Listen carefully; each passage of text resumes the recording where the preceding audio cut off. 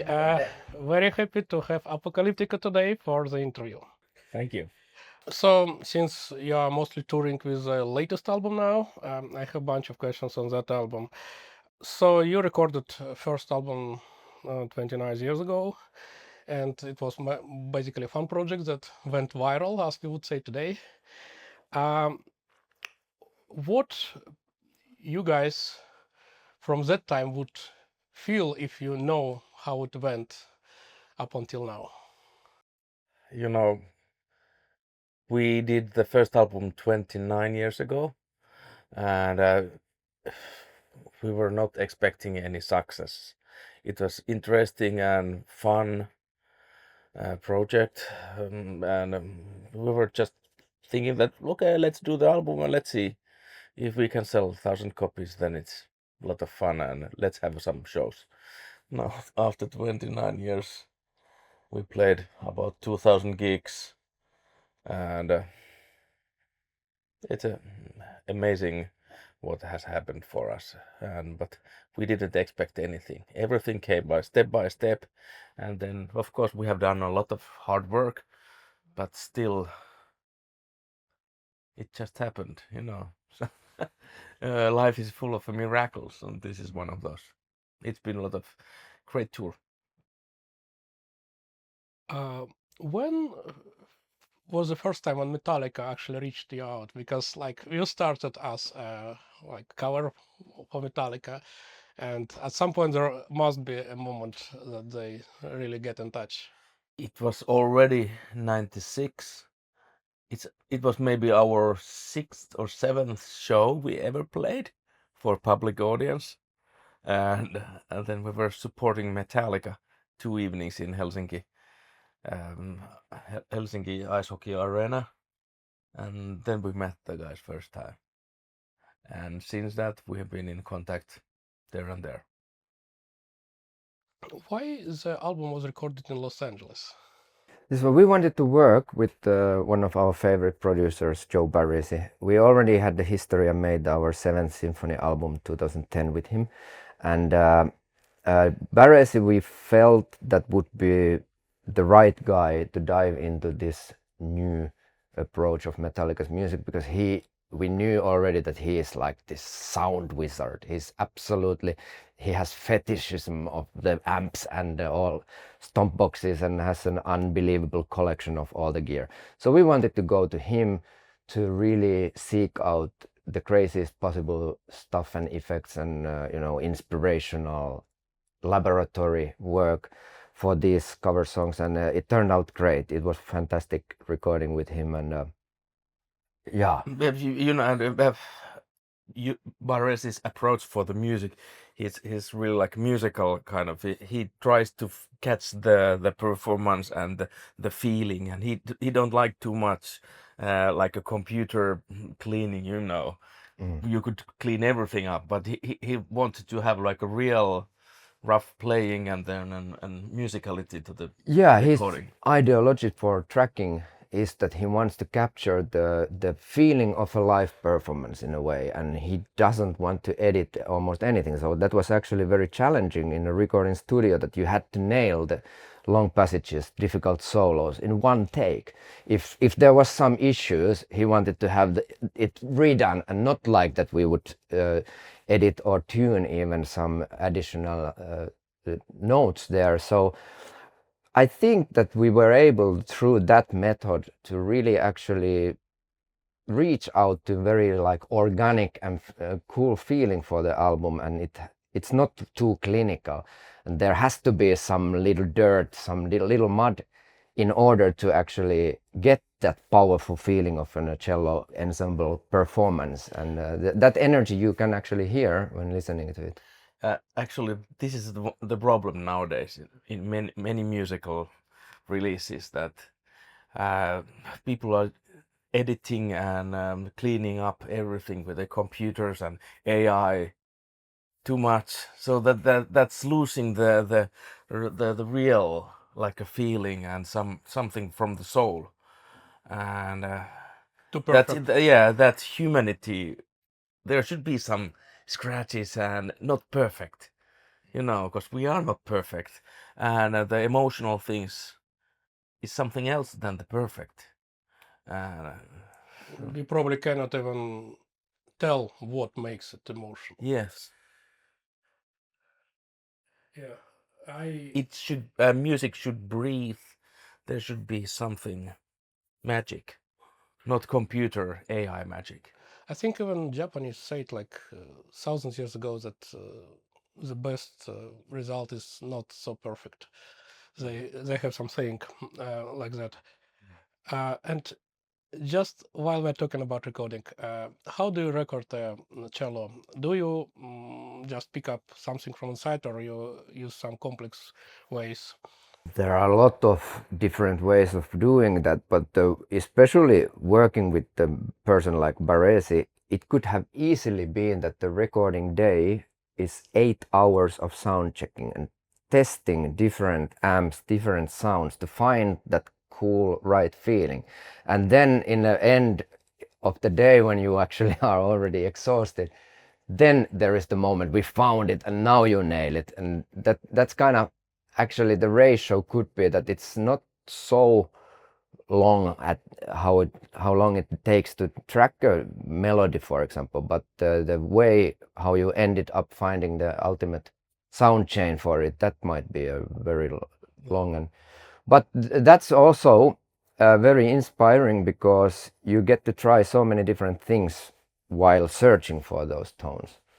Yeah, technically we are using the pickups in our bridge, and then we are using the acoustic microphones, and then we combine and find the balance between the things and amps and effects, etc., etc. Very interesting. There is huge range of different kind of flavors.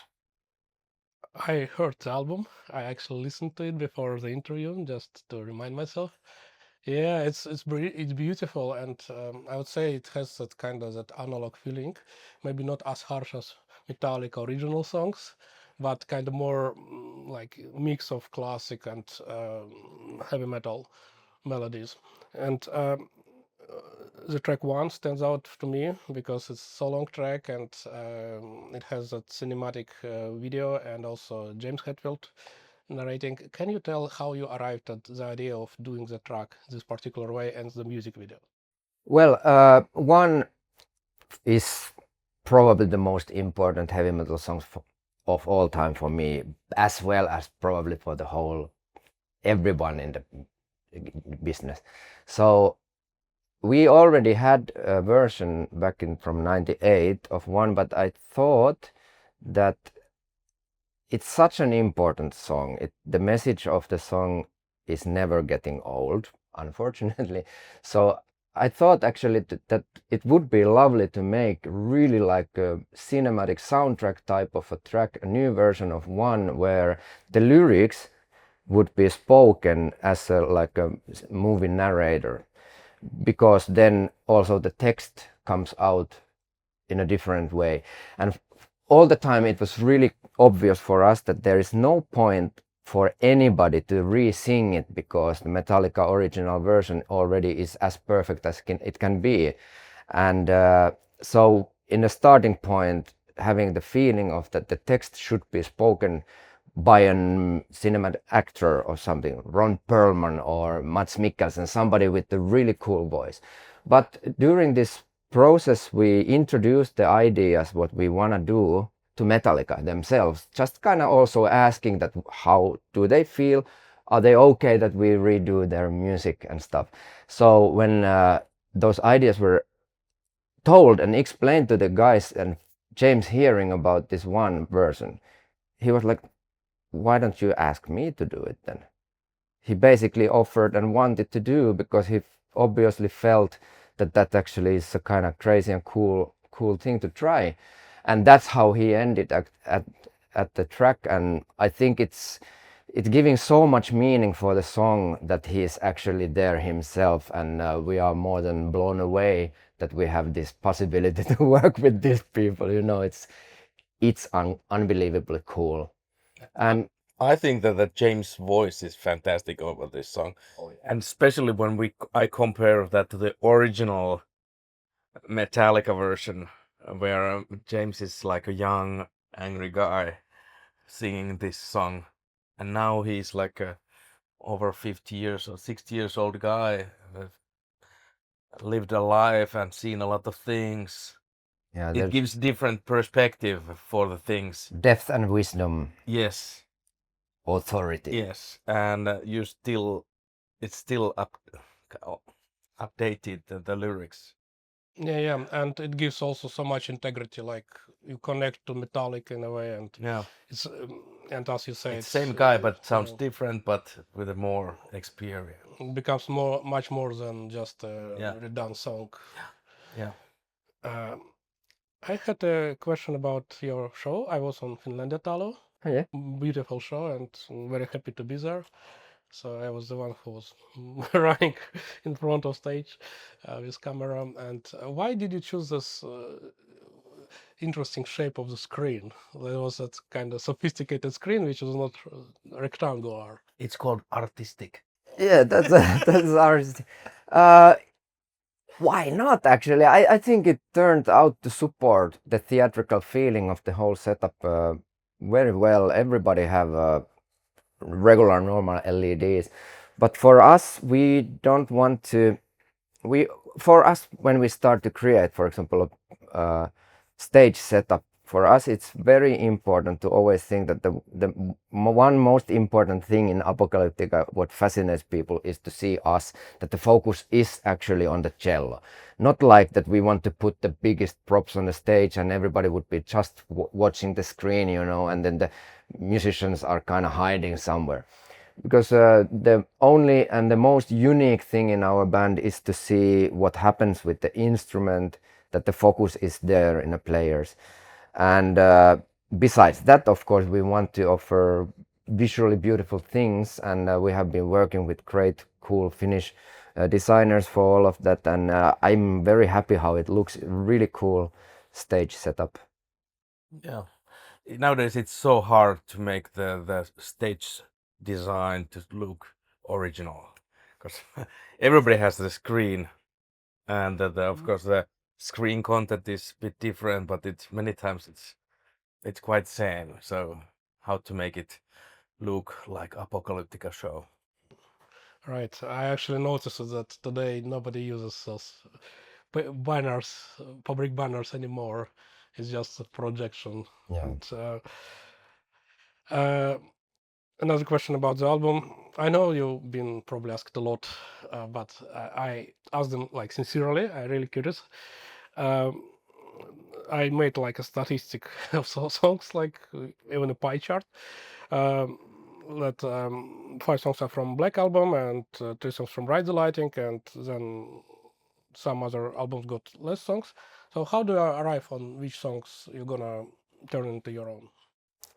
So we already made the Metallica covers long ago, but ever since, actually, since the start, we had the feeling that there are really still so many cool Metallica tracks that would be lovely to play with the cellos. And I would say that, for example, Blackened and Ride the Lightning, they are obvious songs that they have been feeling 20 years already, kind of like that one day we should do those, you know, as well. So couple of the tracks were really obvious that we want to dive into those, but after getting the idea that okay, this is the moment we want to make the full album, we started to make arrangements. Actually, really interesting process. I was listening to Metallica back catalog at least twice, absolute every single song they ever released, including Lulu's, and you know, just to have this feeling of which songs could have thematically interesting ingredients that we can actually approach them with our instrumental way. And we made maybe 25-30 arrangements in total, trying all kind of cool songs. But when you do arrangements, and especially when you leave the lyrics and vocals out, it becomes a new challenge that everything is not actually working as you might dream. It's you have to have some certain things in order it to work as Apocalyptica version, and especially because we want to do music, even when we do a cover song, we want it to sound ourselves, that we can do something, we can give something personal to the track, not only playing one-to-one, you know, copy of something.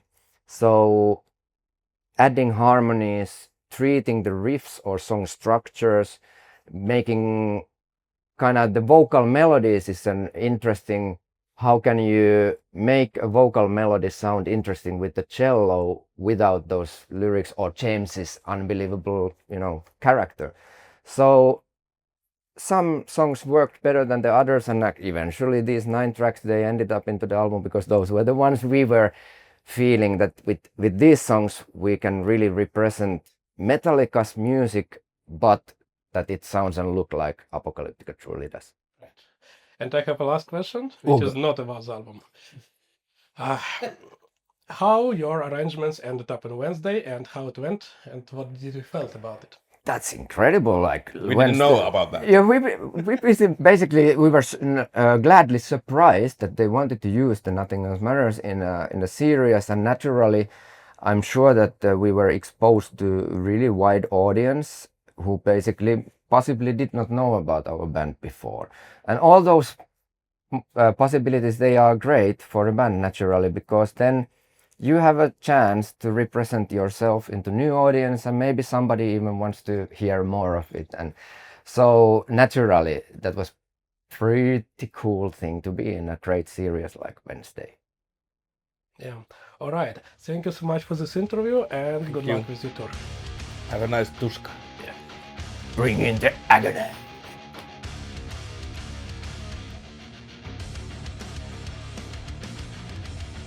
Tuska means agony in Finnish.